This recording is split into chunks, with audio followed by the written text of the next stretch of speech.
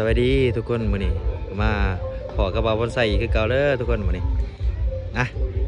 มาอุดหนุนแม่ค้าเศร้าขายเฮาหน่อยเด้อแบะไปไทยมาเฮานะนี่อาหารเพิ่นนี่โรตีวะนี่ผู้สาวนี่เอาเห็นผู้บ่าวซื้อโรตีแถมบ่ขาซื้อซื้อโรตีแทบบ่ขาใช่ปะอันนี้ตั้งนี่โอ้ปลาหมึก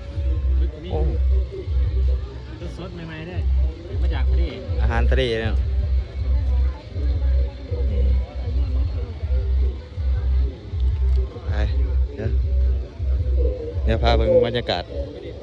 เดี๋ยวพาชมบรรยากาศเลยเหมือนกัน อันบ่ครับว่าไปงี้เลยครับ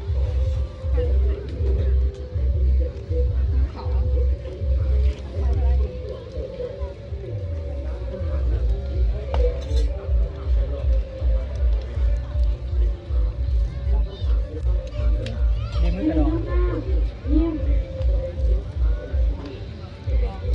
มาหาผู้บ่าวพี่เหรอ